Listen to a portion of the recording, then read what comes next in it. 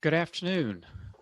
I'm Richard Den, Director of the TCU Energy Institute, and I want to welcome you to the Ken Davis Leaders in Energy Speaker Series. I'd like to thank the Ken Davis family for the support of the series and the Energy Institute and Energy MBA programs for their help in putting together this year's program. Joining me today on the conversation with our guest are four TCU students and faculty members. So if you can all wake up your audio and video and introduce yourselves.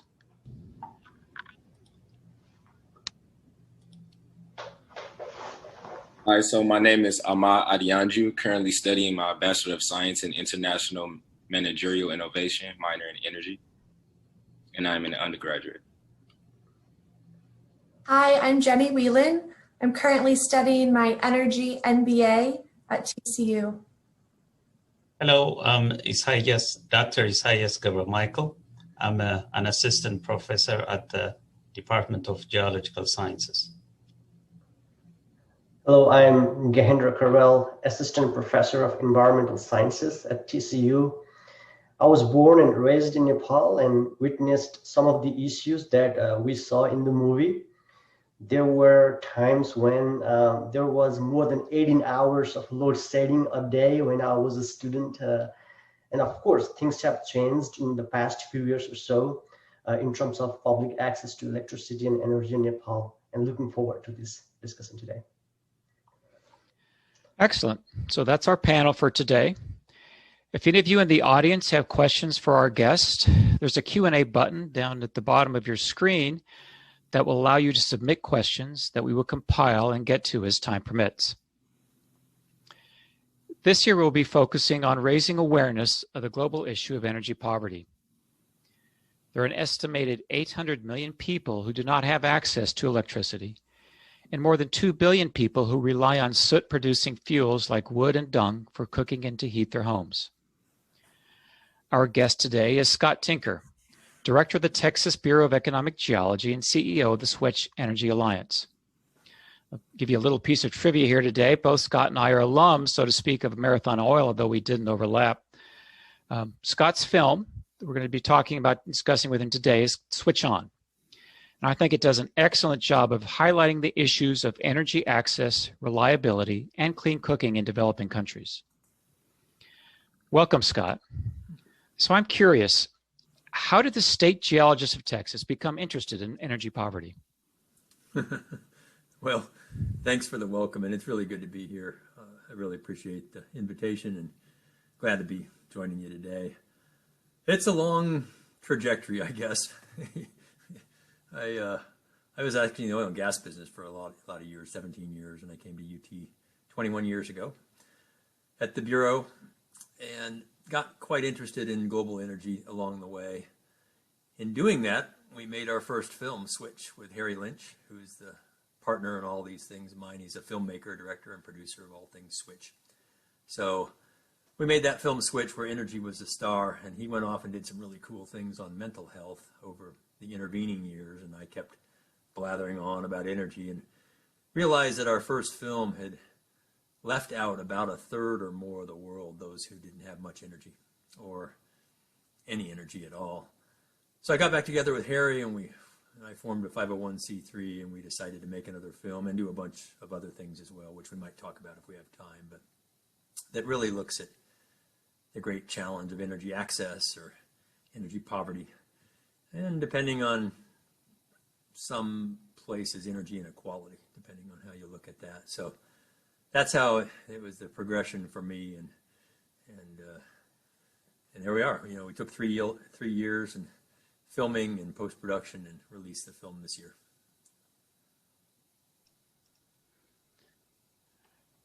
So tell us about your process in shooting the film.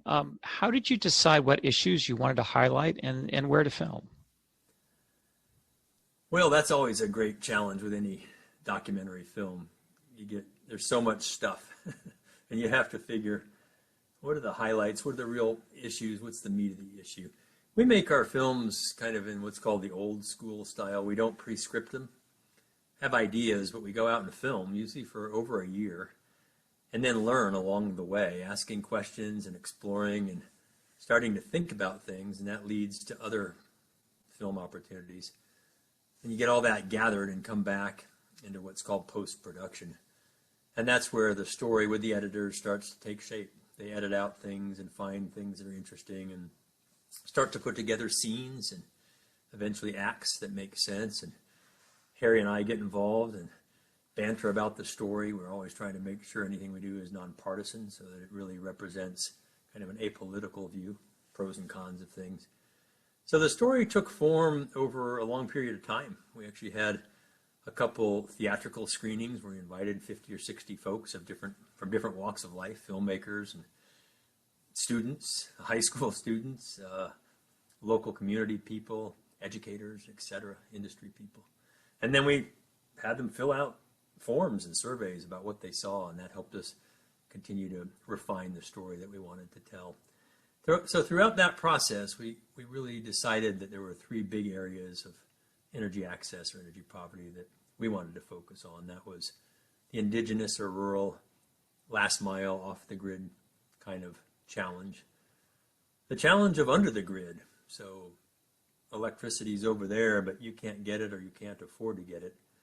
As people move like 100 million or more every year to cities in the world, oftentimes they can't afford the electricity in the cities. So that was another big area. And then the third one, of course, was the clean cooking. It just affects so many people in the world, and it's one of those who knew moments. But how many people get severely ill or die from just breathing smoke in their own homes? So those are the three areas, and again, that story evolved as we went on through pre-production and then production and then post-production. To me, it's, you look at the staggering numbers, 800 million don't have access at all. Billions have the issue with clean cooking, like you mentioned. So it's really easy to get overwhelmed by these huge numbers and forget that there's actual individuals whose lives are just as meaningful as ours. Mm-hmm. You spent a lot of time interacting with a number of families. Tell us about that. Yeah, it's the numbers are staggering, and when you start thinking in billions, geologists pretend like we can do it, but I think even we struggle. Economists think in trillions, but I don't think they really get that either. They're giant numbers. And even interestingly enough, Richard, when you say we now have only 800 million to 1 billion people without access to electricity, it's down from about 1.6 billion just a few decades ago. That access isn't like we're doing. They're not Zooming with 100 and something people on a call. There's not enough electricity for a dishwasher or a dryer or an air conditioner or heater. It's minimal. A light in a room, maybe a cell phone. A lot of people get cell phones right off the bat, a radio, perhaps a small efficient television, a ceiling fan. That's about it. So it's access, but not of the scale that develop economies. And so as you go into these countries and places and then into the villages and homes, it's really very humbling. I don't pretend to have spent years in any of these. People do that, and I have a lot of admiration for that.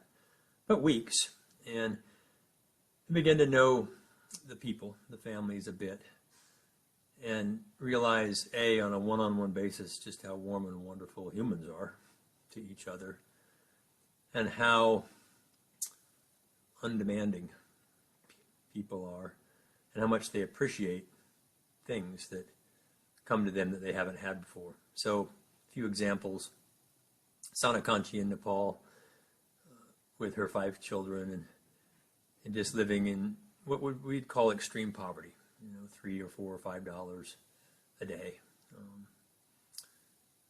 and a dirt floor, a very small room, teeny room for the house, and in that were 2 cows because they're sacred and they're kept inside.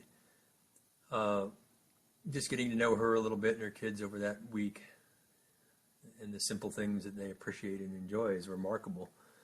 And it makes me always, and I think anybody who has those experiences, wonder why I have so much stuff.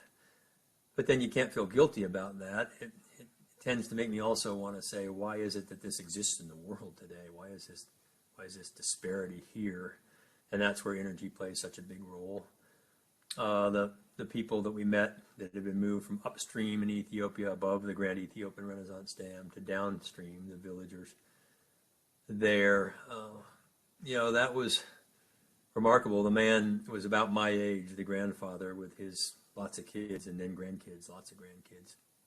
And he was explaining through double translation that they used to live in the bush. He'd never seen a car or a road until the last year or two. And how important it was that his grandkids are going to learn to read and have access to things that he never did. And it was a real powerful moment for two people that are about the same age. I think I actually was a little bit older than him, as it turns out, at least if we had our numbers right. I tend to deny mine, but both 60. And so you kind of realize the difference that life has. The villagers down in Gunchukwa, in the Arhuaco village in northeast Colombia, there in the Sierra Nevada. We spent a lot of time there over a couple of years, and again, living very simple lives, but very important ones. The very first morning we got there for our final visit to bring solar over the next 8 days, they brought me and my son and 2 other people on the trip with us to up at 4 in the morning, dark, with about 100 villagers, kids, parents, elders, and mamos, or the leaders, tribal leaders, to this little clearing, not even really a clearing, in the jungle on a hill, where there was a fire, and we went through about a 2-hour ritual.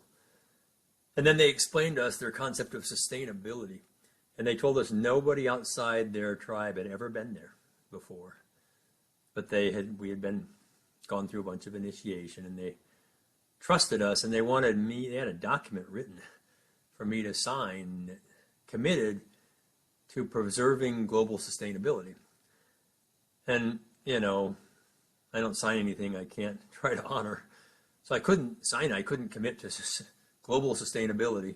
But over the course of the week, I developed something that I felt I could sign. And the last day, we went up again after the solar lights had come on at the end. You saw that at the end of the film. And presented that back, which meant a lot to them. So a lot of recognition of common basic things that people have, that we share, family and children and earth and nature and education and things that mean a lot to us, and then attempts to stay healthy and to thrive. And that's the biggest thing I think I realized in this, is the challenge of thriving without access to modern energy is so different. And it wasn't different for us 200 years ago in the United States, but it's different now, as we mentioned in the film, when half the kids die before they're adults still, and you have 7, 8 kids. That's hard, losing your child from a tooth infection. It wouldn't kill anybody in the United States more than likely, or very rarely do that. So these are some stories, and there are many, many, many more of people and individuals. And then I think why we're so passionate about trying to figure out ways to get access to energy so that the world doesn't continue to pull apart because one group is anchored, and then the rest of us continue to go explore Mars, literally and figuratively, while this group is still anchored. So that disparity will eventually not work, and it already really isn't working. So we got to move this group, and I think that's a big challenge. There's lots of discussion we could have around what works and what doesn't work, and I don't have all the answers, but a lot of opinions and some experience and knowledge now, but about what works to actually make that movement real or lasting or sustainable.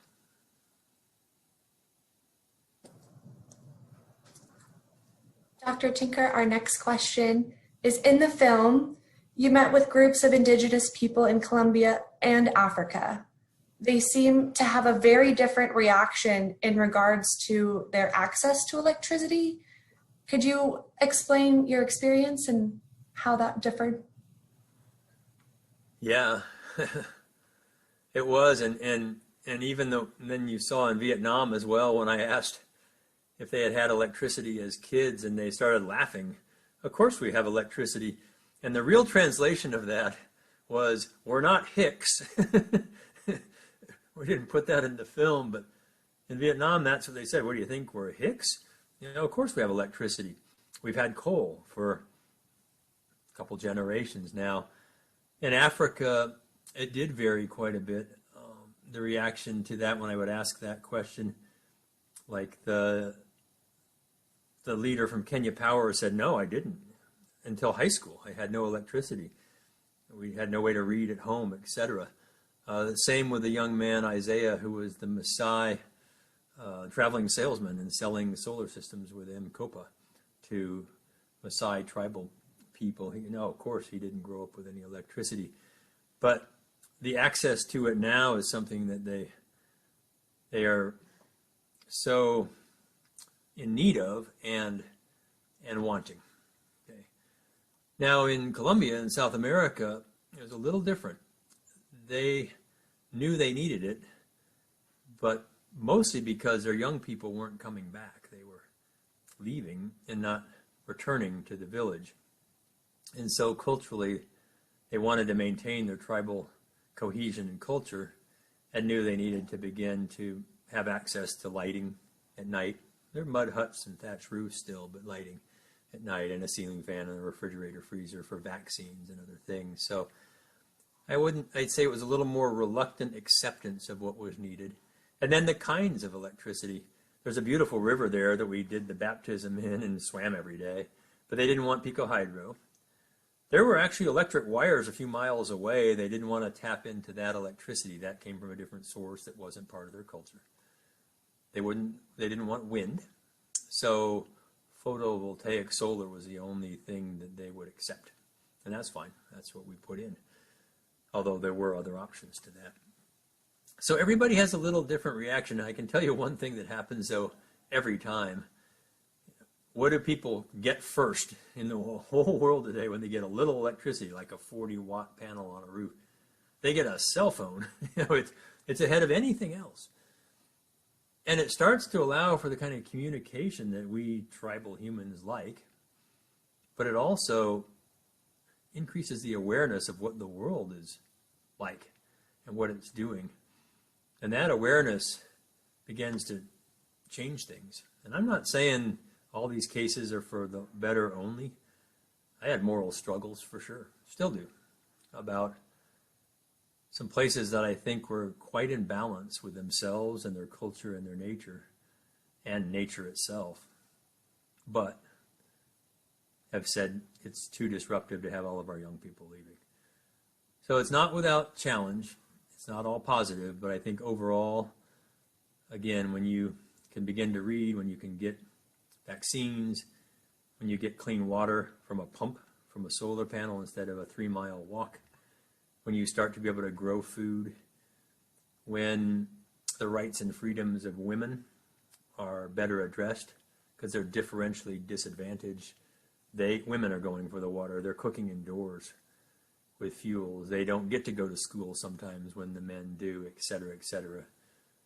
Immigration, migration, another big challenge of poverty, and then energy underpinning all that. So some really big issues in the world. And I think that really speaks to the different reactions that you rightfully observed from the different parts of the world today and getting some access to energy.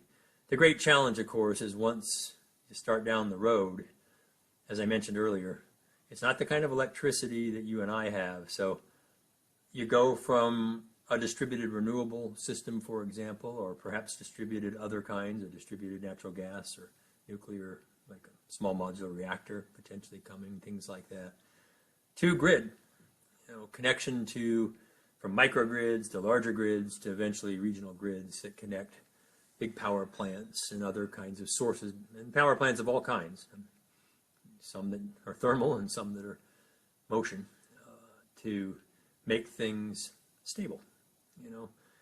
As you get used to electricity, we like it always on. We don't want it intermittent. We can't afford to have it intermittent. So that's very different from the first electricity most people get, which is extremely intermittent. It's on when the sun's out and as long as your battery lasts, etc. So it's kind of this evolution of access that happens and has continued to happen over now a couple hundred years. And that's going to go on globally. One of the issues that you raise in the film that I think often gets overlooked is the reliability and safety of electricity in more urban areas that are considered electrified. You think is this a big problem? I think you raised maybe 1 billion people or so are under these conditions. So what do you see there? Yeah. If you look in the urban areas, particularly given our demographics and migration now away from rural to urban globally, a lot of people in cities are living in various states of poverty. We have it in the U.S., but it's not as extreme. I was doing a seminar yesterday with a colleague of mine from India, born and raised in India, who didn't grow up with much.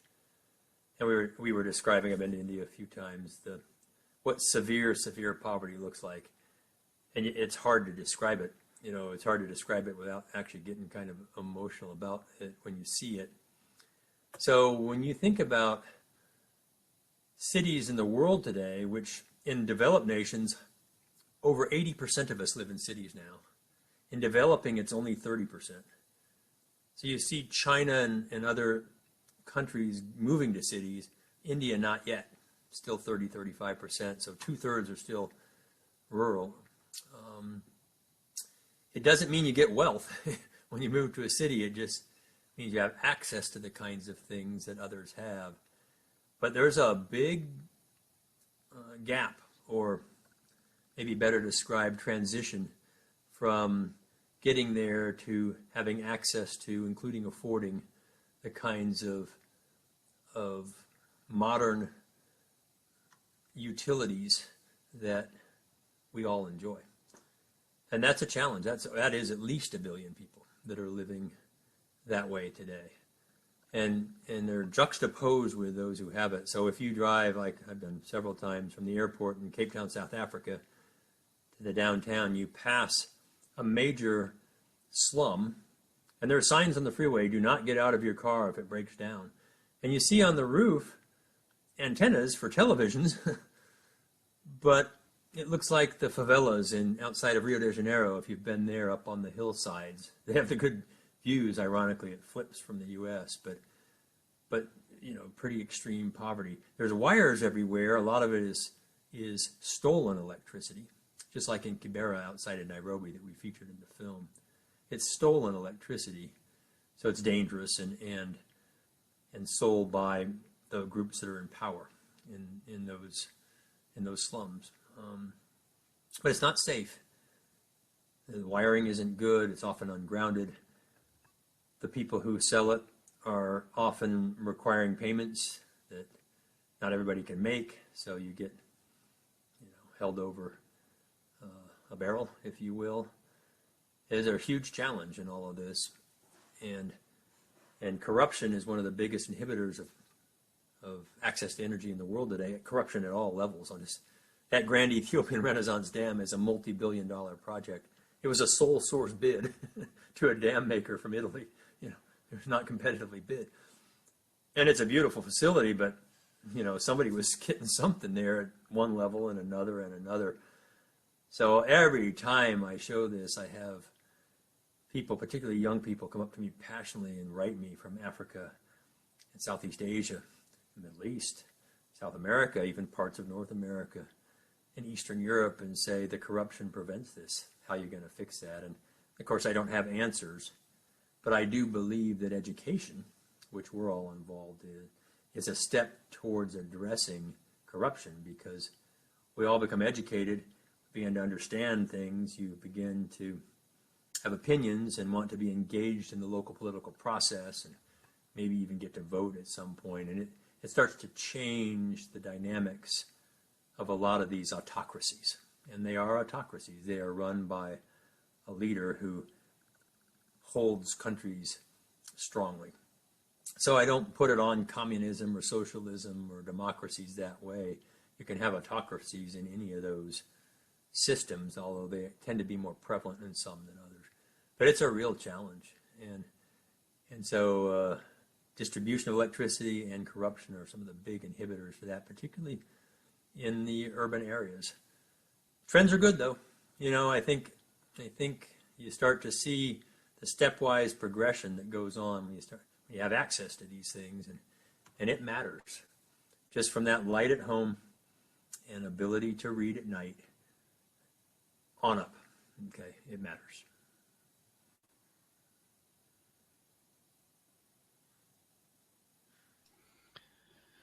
Kind of following up on that. So in these areas like that,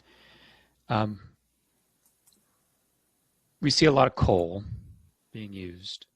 Vietnam had coal. China, huge amounts of coal. So how do we in the developed world encourage the developing countries to go to a more cleaner fuel, or do we even have the right to even have the conversation considering what we've been able to do for the last few generations? Yeah. I don't know if we have the right, but I think we always have an opportunity to educate and share our own experiences. But look, the U.S. developed our power on coal, our power systems on coal. Germany did, the UK did, China is. So Vietnam is competing with China now to make all of our stuff. Let's be honest here, our stuff, 50% of our stuff, technical word, comes from Southeast Asia now. So just as a side, if you think that's addressing climate change, think again. Okay, there's only one atmosphere. So this whole model of zero emissions by buying credits and moving it somewhere else is kind of a farce, to be candid with you. Companies, countries, U.S. states, it's a farce. There's only so many credits to sell. And because China alone, well, Southeast Asia now is consuming and producing more coal, 3 times more coal than the rest of the world combined, to power all the factories and manufacturing to send us our stuff. That's it. They have every right to do that. Now, optionality. We have gone way down in coal consumption in the United States. Mostly that's because natural gas has replaced coal in power generation. Also, renewable energy has grown, mostly by state incentives or renewable portfolio standards and other kinds of things. We've become a little more efficient as well, doing more with less. So those are the 3 big wedges. The biggest one, gas replacing coal, renewables, and then efficiency. And then the 4th wedge, which isn't real for climate anyway, is moving it over there. You know, this little shell game. Terrific. Germany has done that as well. And UK is doing it. So do we have the right? No, but we have certainly a platform to help educate, to accelerate through that. Is it going to take a while? Yes. I mean, just because the chairman of China spoke to the UN 2 weeks ago and said China will be zero emissions by 2060, it doesn't mean it's true. I'm sorry. It's not true. Okay, and what do I mean by that? China are building more coal plants now than they have. They went through a giant increase. It went down for a while. Now they're back to building coal plants again. A lot of coal plants. And competing with their neighbors to maintain affordable, available, reliable electricity. These are 60 to 80-year plants. They're not going to close them in 40 years. Unless something, a black swan event could happen for sure, where something comes along that we haven't anticipated, fusion works, and people do it. Or, China's building 50 new nuclear reactors as well. Big hydro dams, natural gas plants, renewables. Just a massive demand there, and Southeast Asia is growing right along with that. So we have to be, willing to say, no, you're not, to big tech when they say they're going to be zero emissions. They're buying credits, and so maybe there'll be zero emissions. But let's arithmetic matters. The demand for electricity in the world is growing faster than renewable energy, solar and wind, not waves and tides, which isn't much today. and not hydro, that's a different thing, but solar and wind. So the demand is growing faster than solar and wind and batteries, just the demand. So if you're buying those credits, you may get to them first, but if it's an honest market, you can only sell them once. And then the rest of us are going, well, what are we going to do? So scale is such a critical component of all this, Richard, and it really is important that we have a civil, open, and math-based dialogues so that you, the students on this call, can begin to address this in a real way. So at Switch, we're doing something called the Switch International Case Competition. We did it a year ago on campuses. Now it's virtual. And we were hoping to get 50 universities from around the world. We closed it Monday with 260 teams from 37 countries competing for $10,000 in prize money. We have 150 volunteer judges from around the world. Our mentors, one for each team, and judges. It's a remarkable. And it's because people are hungry for real data, real information, and to have these rigorous critical thinking discussions about how we're actually going to address this. And if you've listened to the presidential and vice presidential debates, they're not rigorous and they're not critically thinking about energy. They're not. Any side of it, okay? And we've got to expect more than that so that we can actually begin to solve these things for real. And if we don't, not just the climate, but other things matter too. I think about the environment in 4 pillars: the climate, the atmospheric emissions, the local air emissions, like we featured in Switch On, land use, and water.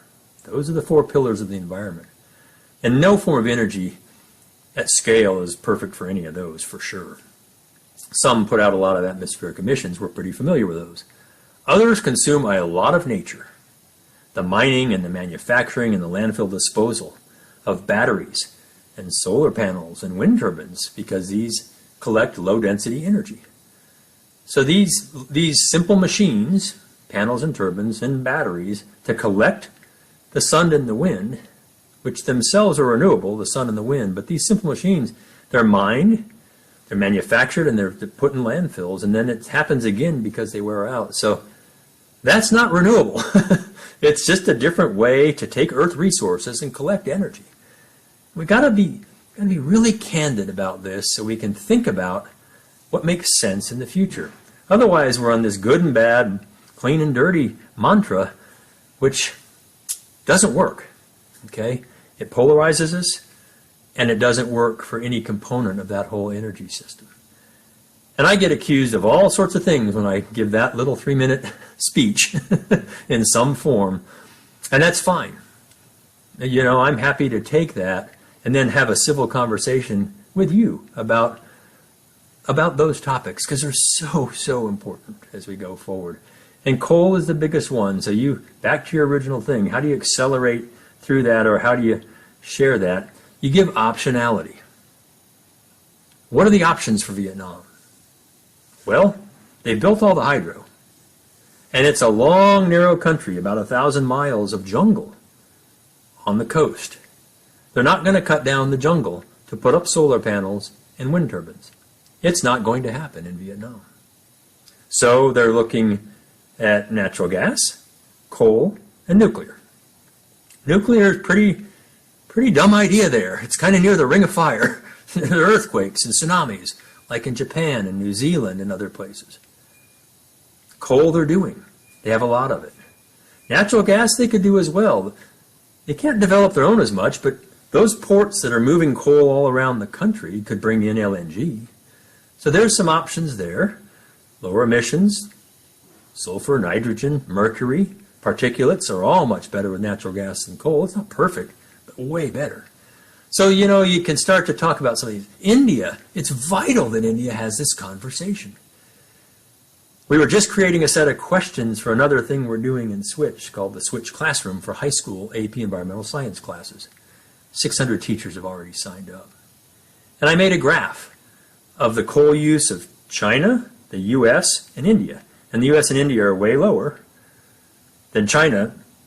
But India is on track with 1.2 billion people to where China was 40 years ago, as the coal is steadily rising. Will it do what China did? Or can we get options there? Nuclear, natural gas for baseload, renewables, etc.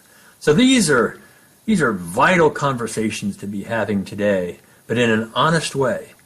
Otherwise, you force premiers to go to the UN and say things like, we're going to be zero emissions in 40 years. And nobody giggles because they're polite in the UN. But they should be giggling. And not at the chairman, but by statements like that. Okay? We've got to have the safety, we've got to be safe to have these conversations without being accusatory of one another and throwing each other names and calling each other names. When I think of safe spaces, that's what I think of, as a place you can get in and debate rigorously and be wrong, but bring your data and compromise.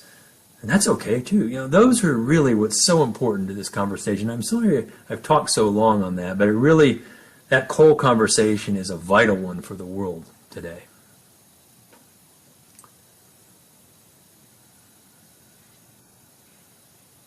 I'm at net zero. So I see net zero energy or net zero emissions. Net zero emissions. If I said net energy, I did not net zero energy, but net zero emissions is what I meant. Nice to meet you, Dr. Tinker.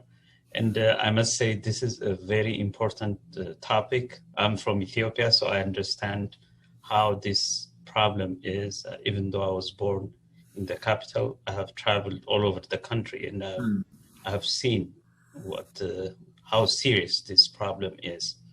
Mm-hmm. I know the government is building a lot of hydropowers, but I still don't think it can reach to the vast majority of the people that are residing outside the major cities.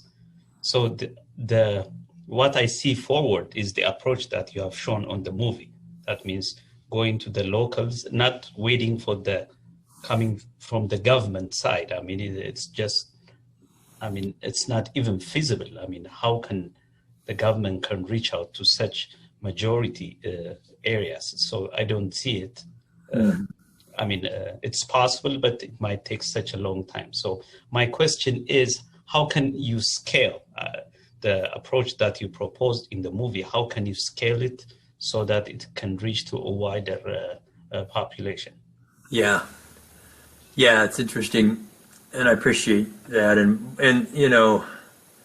again, the contrast between Addis Ababa and where we flew for the GERD and flying over Ethiopia. I mean, it's first of all, it's gorgeous. As a geologist, I was just taking pictures the whole time out the window of our small plane. And the solution there with the GERD is it's a completely different scale from what we showed in Gunchukwa, right? That dam, that Grand Ethiopian Renaissance Dam, is a 6.4 gigawatt nameplate facility, 16,400 megawatt turbines. That's huge. This is bigger, 3 times bigger than the Hoover Dam, for the people on the call who've ever seen the Hoover Dam. 3 times more generation capacity. You put a reasonable capacity factor on there, it'll generate probably the equivalent of 4 plus gigawatt nuclear reactors, or 6 to 7 big coal power plants, or 5 to 6,000 2-megawatt wind turbines with capacity factor, half of what Texas has. One dam. So it's a different scale. And they do plan to build power lines, and we saw some of them, to try to give access to about half of Ethiopia. Now, the last mile will be tricky because they struggle to take wires to a person or a little village. They're going to the bigger centers. So that last mile is hard. I mean, the last metaphorical mile. But think about that. Half of Ethiopia, about 100 million people in Ethiopia today, 50 million people. Now, as their demand increases, they're going to have to do more. And I think your point is extremely well taken there. it won't satisfy it forever, because right now the per capita demand in Ethiopia is so low. Not in the cities as much, even there compared to us, but particularly in the rural areas. So you have to do more. It's a great start. And then it made me cry to hear what the Ethiopian people had done to contribute a month of their salaries, their income every year, as bonds that will hopefully come back someday to build that facility. A month. And many of them don't have much to begin with. Now, we talked to a lot of people there, and some said, well, that didn't happen to start. It didn't happen until Cairo, Egypt threatened to bomb it. So Egypt said, we don't like that. That's our Nile. Colonial law gives us the Nile River. And Ethiopia said, well, it's kind of in our country. And I don't mean to make light of it, but it's pretty interesting. And Sudan sits in the middle, meets the Blue Nile, meets the White Nile, and flows north to Egypt. A lot of geopolitical interest there, and it's changed the balance of power, the conversations that are happening. And I understand even Ethiopia might sell some of the electricity to neighboring countries and across wires to southern parts of Africa, sub-Saharan Africa. So there's revenue there as well. So this, to me, is a good start. It's a scalable, affordable, zero emissions solution using its own resources. Obviously not perfect. And we interviewed a person who was talking about siltation and fish and moving the villagers and that kind of thing. There's always a downside. You got to look at the upsides. So what comes next? Ethiopia has natural gas. There's a big rift system there in neighboring countries, Kenya and other places. It has some coal in Africa, and they're building coal in Africa. I think you're going to see that happen. Potentially nuclear, again, in looking for aseismic regions. So I'm talking about the scalable baseload, things that are always on, if you will, or can always be on. And maybe small modular nuclear reactors. So things that are 50 or 100 or 150 megawatts that are inherently safe, and in the next several generations of technology from what we have in the U.S. today for nuclear reactors. Those would be interesting to think about, as well as building out more renewables. Some smaller hydro, solar, for sure, and even wind. So the complement of these different options.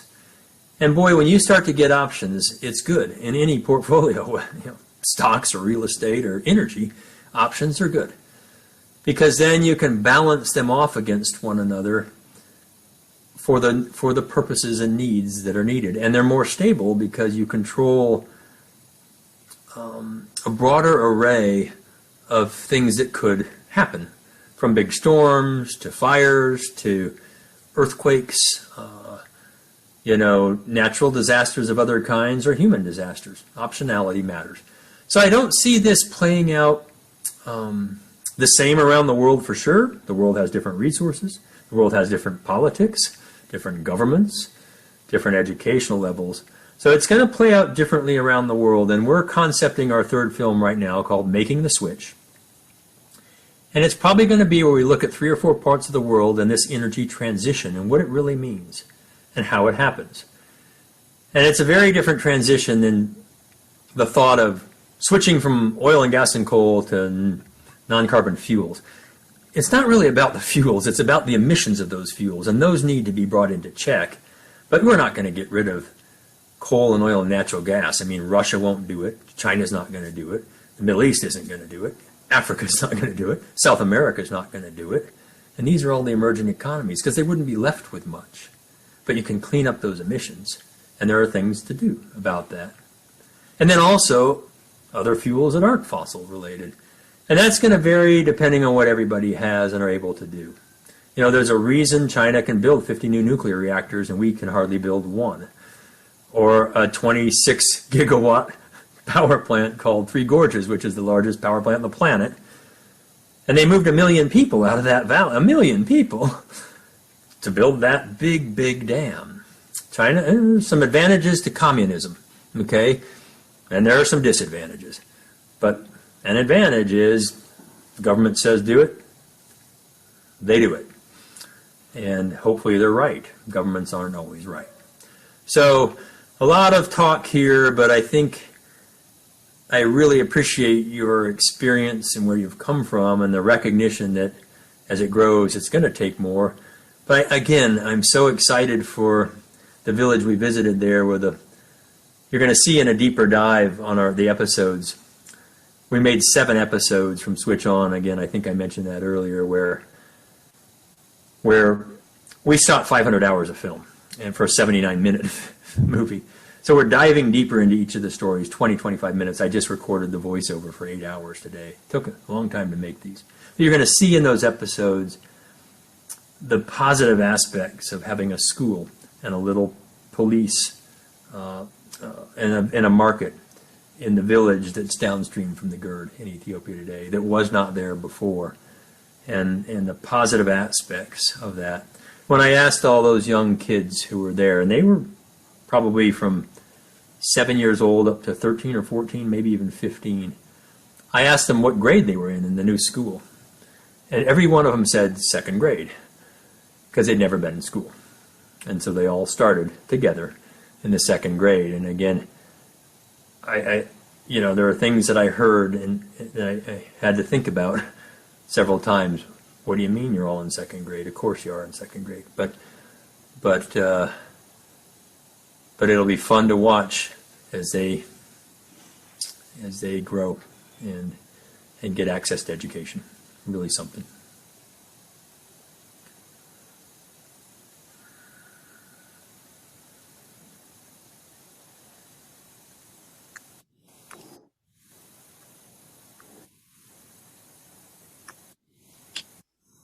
Hi. So I kind of wanted to use this question. What role has energy corporations played in global energy poverty? What role have they played? Well, there's positive and negative.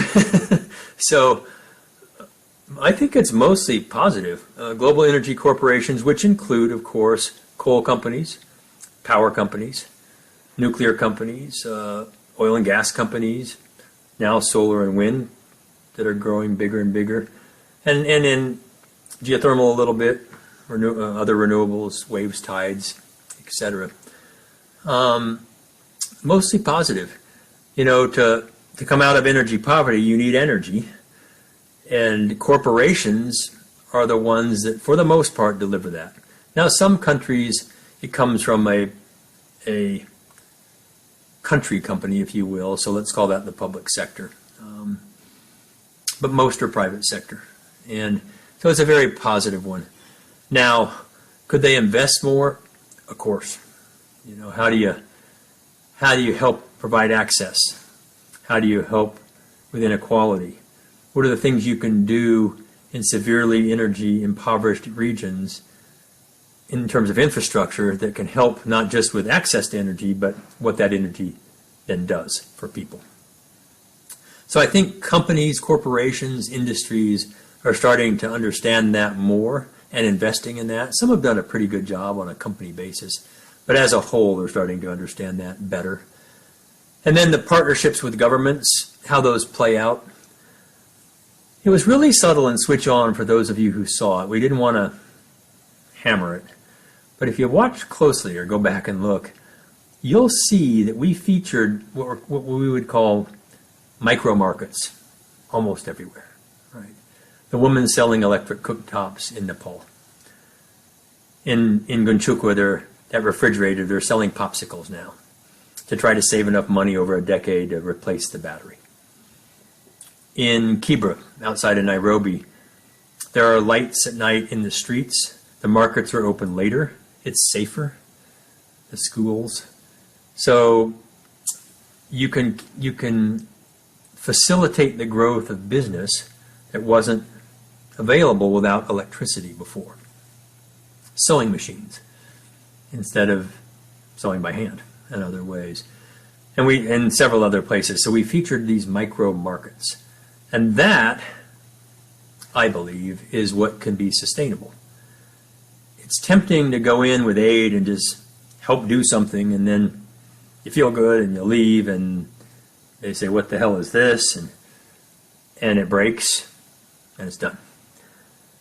I've seen so many examples of that. Instead of what does the local community need according to them, and what will they do to sustain it and grow it? And then, I've used this metaphor, it's whatever, the learning how to fish, it's so powerful as compared to the gift of fish.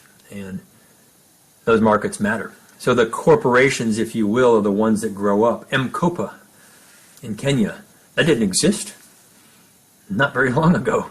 Okay, now there are hundreds of young people in there in the call center and traveling salespeople that were part of that. The young guy we featured who was selling the solar water pumps, amazing.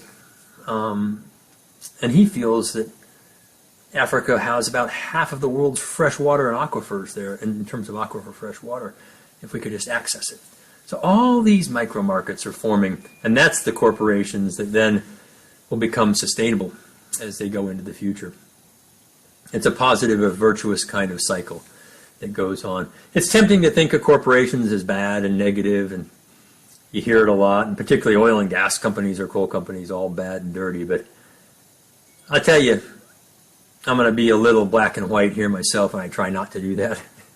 Everything is a scale or gradational, but Western Europe and the United States have about just over 500 million people, the combined populations, Western Europe and the U.S. That's about 6% of the world's population. Okay. The other 94% in transition and gradation are growing, emerging, excited. And they're going to have energy of all kinds. They're going to have it. So the goal really is to focus on the environmental impacts of energy, all energy, and they all have them. I've already mentioned those for oil, gas, and coal, and solar and wind. They all have them at scale. So focus on that, but also the benefits, the things that energy brings to lives that allow us to be who we are in modern economies, adapt to our environments, which we all do. We don't even know we are anymore when it's warm in the wintertime inside and cool in the summertime. We just are used to it. We don't appreciate it. We expect it. Okay. And back to an earlier question, I think that's the thing that is the hardest to always remind myself and others is a lot of the world doesn't have this. They don't live this way. Okay. It's challenged. And that matters. And there's enough energy to do this. There's a lot of energy in the world. So we got to get off this whole focusing on the fuels, the kind of fuel, that big war between clean and dirty, and really focus on fit-for-purpose portfolios and removing the environmental impacts of all of them. And one of the biggest, I'll just bring it up here, I'm very concerned about batteries. I'm not going to kid you. Arithmetic matters, okay? I like mining. I'm a geologist. I don't have any problem with mining. But to make batteries, you mine a lot of stuff, okay? We have billions of batteries today, 10 billion, maybe more for our cell phones, and maybe 20 billion. Electric cars, electric vehicles. I'll ask you this question rhetorically. How many batteries are in a Tesla S? That's the nice sedan, the four-door sedan. It's a beautiful vehicle, by the way. How many batteries are in it? How many lithium-ion batteries that are 3 inches long, an inch in diameter, cylindrical? There are 7,100 batteries in one car. Each of those is bigger than your cell phone. 7,000 in a car. Now, there are 1.2 billion vehicles in the world today, 1.2 billion, and Bloomberg says we're going to electrify half of them by 2040. Great. That sounds reasonable. Half the vehicles in the next 20 years, let's go do it. Well, 600 million vehicles times, pick an easy math number, 5,000 batteries, not 7, 5,000. That's 3 trillion. That's 3 trillion batteries. We have 10 to 20 billion today? Where's all the cobalt going to come from, and the lithium, and the other cations and anions and metals? Which countries control that? Who controls all the world's mining today? Almost. We've already mentioned it, China. So you don't like OPEC, just put all your vehicle fuel in the hands of China because they are buying up the world's mines, and very openly about it. They're not hiding it. And so you mine this stuff and you manufacture it, and then where do batteries go? Where do you put your phone? I'm sure you dutifully take it to the landfill, or the recycle bin, or no. And it goes in landfills, and they're shallow and they're toxic. Batteries are toxic, like 50 to 100 toxic elements. So I'm quite concerned about the environmental impacts of batteries at scale. There are others that think like I do, but not everybody does. Electric vehicles have a role, but they're not the only role. Internal combustion engines still have a good role. Fuel cells have a good role. Hydrogen, fuel cells. A lot of positive aspects to a fuel cell, including no emissions.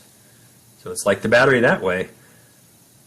But getting hydrogen, that's a bit different and not much, a lot easier, I think, really, than all the mining, manufacturing, and disposal of batteries. So think critically as you're, we all love Elon, and man, can he sell. I mean, Tesla is worth more than ExxonMobil, BP, and Shell combined today. I'll say that again to you. Maybe not today. It was the last time I checked recently. Tesla, who's made, some cars, not that many, is worth more than Exxon, BP, and Shell combined market cap. So think about it. Give it some critical thought. And then think about where electric vehicles make sense, where combustion engines make sense, where fuel cells make sense. And again, options for transportation. That's powerful.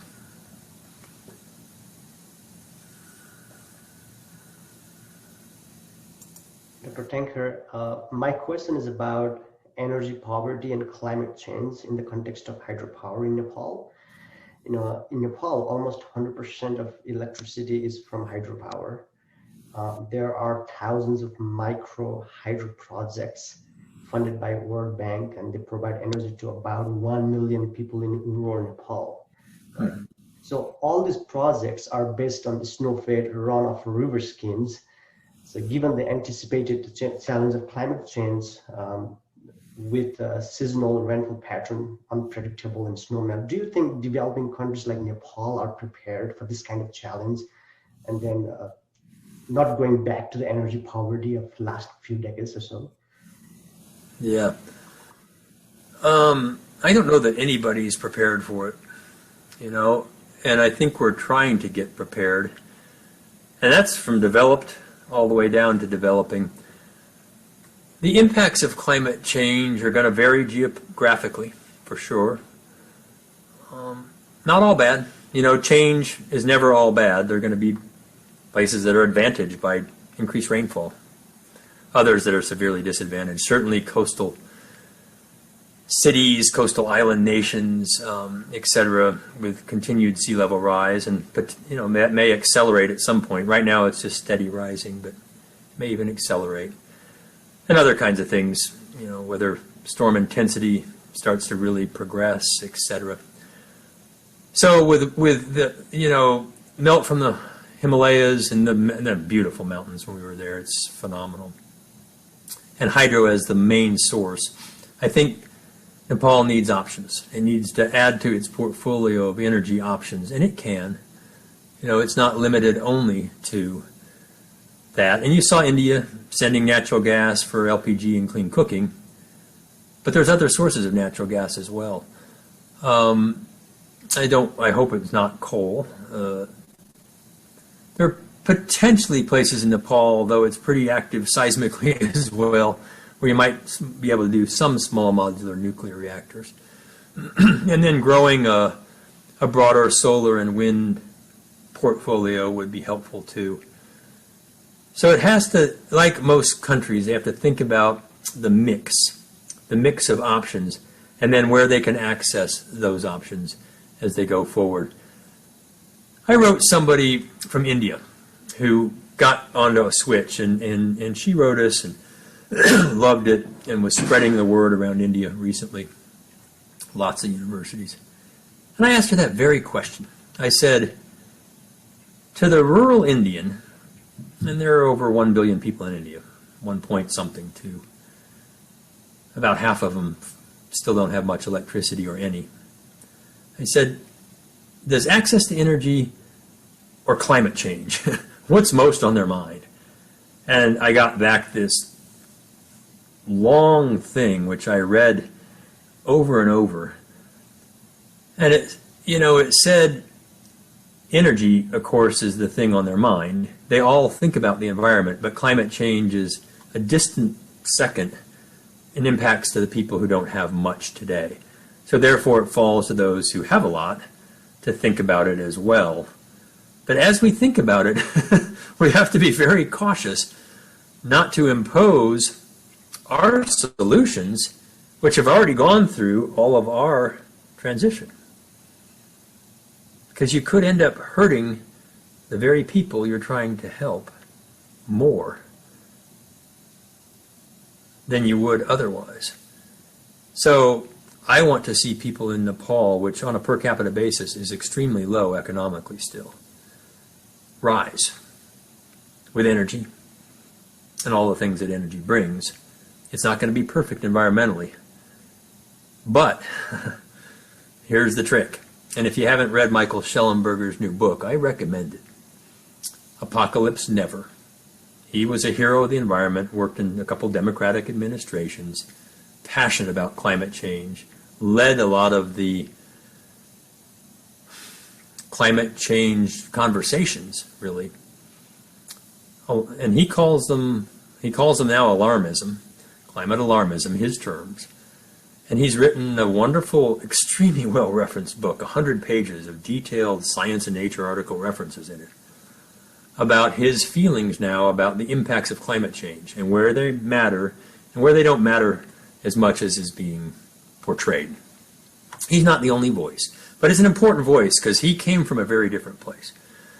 And he lays this out too, and it's from Jesse Osabel and Václav Smil, and I've done a lot in this area and others, about these transitions and what you have to go through to get somewhere else. The goal is to accelerate through those, and that question came earlier, how do you accelerate through coal? And that's so vital. So rather than trying to say you can't do these things, which is some of the messaging today, or give everybody a lot of things, which I've already explained how effectively I think that aid-based approach works, as opposed to investing in the infrastructure and economies themselves, the markets themselves, the micro markets. That's where Nepal and others like Nepal can change.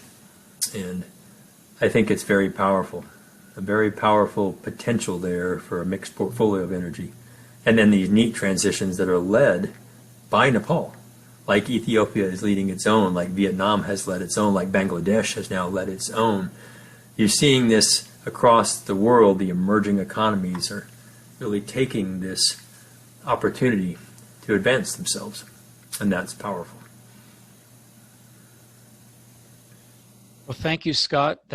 We've had a great conversation for the last hour or so, and to honor your time and to those of our audience, we'll go ahead and wrap it up. I'd like to thank everybody who submitted questions. We got to some of those. Some of those we'll have to leave on the table for next time. Hopefully you can come up to beautiful Fort Worth TCU campus. And we have 3 teams that were submitted to the Switch Energy Case competition. Awesome. We'll see how they do. Yeah.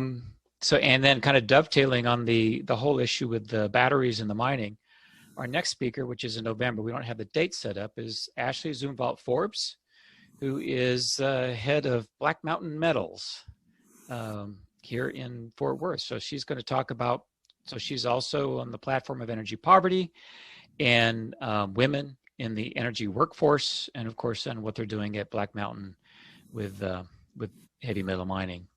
So I'd love to get an invitation to that. I'd love to hear that talk. If you'll send me an invite, I'll listen in. That would be great. But definitely, for those of you who are still with us, we had well over 100 in attendance today, which is pretty good for our Ken Davis speakers. And we invite you back again. We'll get you a note out sometime in November. we will then have that conversation with Ashley Zumwalt Forbes. Anyway, thank you again, Dr. Scott Tinker, and thank you everyone for attending. And we'll look forward to you in a month. Thank you. Sounds great. Thank you. Keep up the great work and good luck in the competition. All righty, thank you. I hope it goes well.